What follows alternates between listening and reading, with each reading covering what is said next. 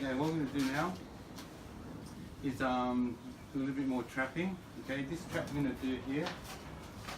Okay, from here,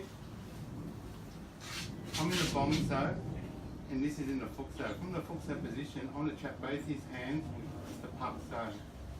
Okay, when I get the Pak Sau through, I can punch through with this one.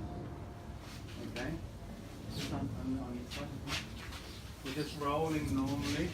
When I get to the Pak Sau position, and I've got a Pak Sau down here, I'm just going to do Pak Sau again. Focus towards me, okay? Trying to move me towards me, okay? And that's what I'm going to do. Yeah, rolling, rolling. Try not to let them know. See, maintain the rolling. Normally. Then when you get to that position, you just continue along through. Okay. When you do the Pak Sau, try not to use your thumb on the outside. See the thumb on the outside? Okay, do the Pak Sau like this. When you got the thumb on the outside, if he's got enough strength and pushes towards me, you're trapped. Okay?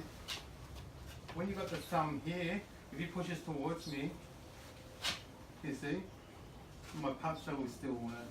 Okay? Again, thumb is not like this. Thumb is on the outside. I mean, thumb is on the inside. Okay? So this movement, again, rolling, rolling, in the Pak Sau, Pak Sau, and punch. Okay? Don't punch them. Just move your hand forward a little bit. Okay? But you know that you can go right through. Okay? Aim for the chest, okay? In real life situation, you don't aim for the chest, you aim for the face. I'll show you how to do it first. Pak Sau, like this. See how you can't hit me?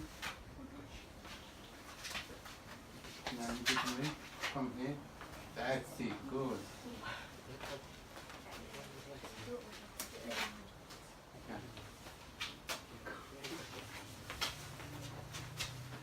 That's it.